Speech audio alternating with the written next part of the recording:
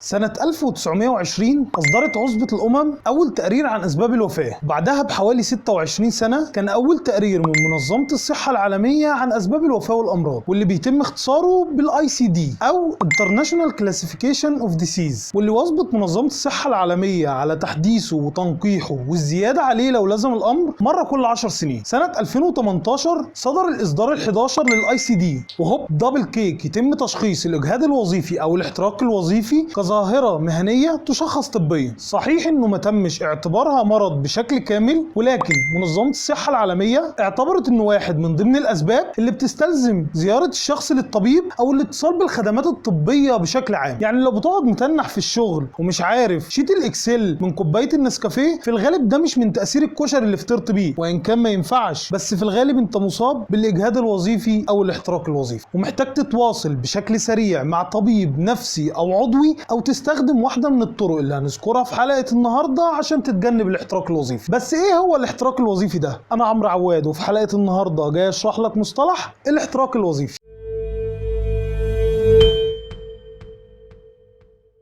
مصطلح الاحتراق الوظيفي أول ما ظهر كان في السبعينات بعد ما صاغه عالم النفس الألماني هيربرت فرودنبرغ، وكان في اختلاف كبير في الأوساط العلمية على تعريفه، بس منظمة الصحة العالمية عرفته بأنه ضغوط نفسية في مكان العمل ما تمش إدارتها بنجاح، بتصيب الموظفين وبتؤدي لعدم رغبتهم في العمل، وبتتميز بثلاث أبعاد. أول حاجة الشعور الدائم والمستمر بالإرهاق أثناء العمل. تاني حاجة وجود مشاعر سلبية أو عدم تقدير تجاه العمل. آخر حاجة من ضمن أبعاد الاحتراق الوظيفي هو الشعور بعدم الإنجاز. ومنظمة الصحة العالمية بتحط شرط استبعاد 4 اضطرابات نفسية، منها على سبيل المثال اضطراب المزاج المرضي، وده عشان نقدر نشخص الحالة اللي بيعاني منها الموظف على إنها احتراق وظيفي. ولو أنت لسه مش شايف إن الأمر خطير، فخليني أقول لك إن في بحث عمله باحثين من جامعة ستانفورد لقوا إن في أمريكا لوحدها الاحتراق الوظيفي بيكون سبب في استنزاف 8% من موارد الرعاية الصحية، وبيكون سبب في خسارة الاقتصاد الأمريكي حوالي 190 مليار دولار. ده غير إنه بيكون سبب في وفاة حوالي 120 ألف شخص سنويا. طبعا انت بدأت تقلق، الموضوع فيه مليارات بتروح وعشرات الآلاف بتموت، بس لو سيبنا الولايات المتحدة ورحنا على المستوى العالمي، فهنلاقي في واحدة من إحصائيات منظمة الصحة العالمية الاحتراق الوظيفي بيكون سبب في خسارة الاقتصاد العالمي حوالي 1 تريليون دولار سنويا في صورة إنتاجية مفقودة. يعني كان في 1 تريليون دولار هيكونوا ضمن الاقتصاد العالمي وراحوا في الوباء بسبب الأمراض النفسية للموظفين. طبعا انت كده توغوشت، وانا معاك والله. الموضوع بدأ ب 190 مليار دولار و120 ألف حالة وفاة، دلوقتي بنتكلم على 1 تريليون دولار وعدد لا يمكن إحصائه من الوفيات بسبب حالات الاكتئاب الوظيفي. شفت بقى إن الموضوع كبير؟ بس هو إيه اللي ممكن يوصل الموظف لمرحلة الاحتراق الوظيفي؟ طبقا لدراسة مشتركة بين كريستينا مسلاش الأستاذ بجامعة كاليفورنيا ومايكل بي ليتر الأستاذ بجامعة أكاديا، في 6 أسباب ممكن تؤدي بالموظف لمرحلة الاحتراق الوظيفي. أول حاجة طبعا ضغط العمل، وده لأن الوقت المخصص للعمل الطبيعي إنه يكون كافي لإنجازه، وبالتالي تقدر تحصل على وقت كافي للراحة وتجديد النشاط. المشكلة بتظهر لما بيكون الوقت المخصص للعمل غير كافي لإنجازه، وهنا بيبدأ الضغط اللي ممكن يوصل لمرحلة الاحتراق الوظيفي. ثاني حاجة قلة الصلاحيات، إحساس الموظف إنه معدوم الصلاحيات وما عندوش السيطرة على موارد عمله وما عندوش الحق في إبداء الرأي أو التعبير عن نفسه، ممكن يوصله بكل سهولة للاحتراق الوظيفي. ثالث حاجة نقص التحفيز، وهنا نقصد الكلمة بالمعنيين المالي والمعنوي. يعني لو الموظف مش حاسس إن بيتم تقديره ماليا على قدر تعبه، وان الوقت اللي بيستقطعه من حياته الاجتماعية لصالح العمل بيتم تقديره بشكل مناسب مالي ومعنوي، هنا ممكن يوصل لمرحلة الاحتراق الوظيفي. رابع حاجة ضعف الاجتماعيات في مكان العمل. صحيح مش المفروض ان كل الزملاء في مكان العمل يكونوا اصدقاء، بس مفيش مانع ان يكون ما بينهم تقدير متبادل ويكون ما بينهم بعض الاجتماعيات، حتى لو كل واحد هيقول للتاني صباح الخير. انما بيئات العمل السامة واللي كل اطرافها في نزاعات واللي بيكتر فيها العصافير واللي هنتكلم عليهم في حلقات جايه ان شاء الله،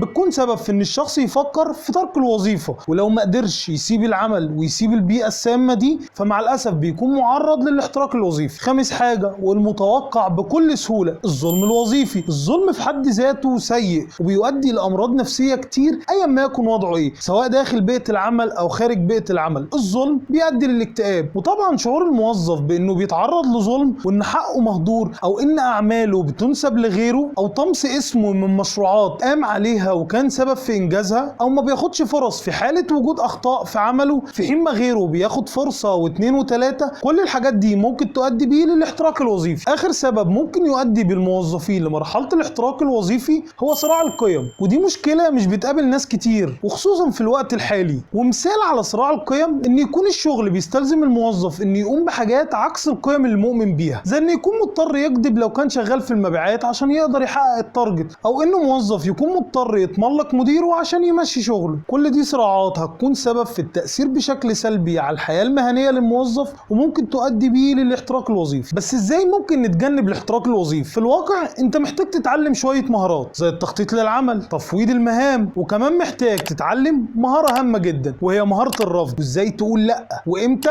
وليه. طبعا محتاج تتخلى عن محاولات الكمال، لان مفيش كمال في اي حاجة في الدنيا وخاصة في مجال العمل. طبعا هتكون فكرة كويسة لو خدت لك يومين اجازة، غير جو واخرج بره مود الشغل. وعدنا يا رب. اتكلم مع مديرك عن مشاعرك السلبية تجاه العمل وحاول توصل معاه لحلول وسط. كمان اطلب حقك المالي والمعنوي وما تسكتش عنه. وطبعا التفكير في الاستقالة يعتبر من ضمن الحلول وما هوش حل مرفوض، بس لازم تكون دارس الخطوة دي كويس وعارف ازاي هتطبقها وتكون عارف كل عواقبها. تقدر تشوف حلقة الاستقالة من هنا او هنا، وكمان هتلاقيني سايب لك رابط الحلقة في المصادر. وطبعا زيارة الطبيب النفسي اختيار لا يمكن استبعاده ومفيش منه اي عيب. طب لو دي الحلول اللي يقدر يعملها الموظف عشان يتجنب الاحتراق الوظيفي، الشركة تقدر تعمل له ايه؟ الشركة تقدر تحسن الاتصال بين الموظفين وبعض، وتقدر تحسن الاتصال بين الموظفين والإدارة. الأولى عن طريق عمل نشاطات اجتماعية حتى لو كانت بسيطة، زي الإفطار الجماعي اللي بيتم عمله للموظفين، ومفيش مانع من بعض اللقاءات الاجتماعية خارج مكان العمل. أما بقى بخصوص تحسين الاتصال بين الإدارة والموظفين، فده ممكن يتم عن طريق عقد اجتماعات من وقت للتاني بين الموظفين والإدارة، بس أهم حاجة إنها تكون اجتماعات فعالة، مش من النوع اللي المدير فيه بيمسك الميكروفون ويسمع نفسه بس وباقي الموظفين قاعدين بيتوبوا. كمان تقدر الشركة إنها تطبق نظام جداول العمل المرنة أو العمل عن بعد، وده طبعا لو نظام العمل يسمح بده. والله حابب أقول للشركات يوفروا كمان للموظفين تأمين نفسي مع التأمين الصحي العادي، بس والله أستحي. في النهاية دي مجرد أفكار عشان تحاول تجنب الموظفين في شركتك مرحلة الاحتراق الوظيفي. كمان استطلاعات الرأي الدورية ووجود الإدارة بالقرب من الموظفين ومشاكلهم ممكن يعرفك إيه أفضل الحلول اللي تقدر تقدمها للموظفين عشان تجنبهم الاحتراق الوظيفي. وقبل ما انهي الحلقة ليكم عندي سؤال: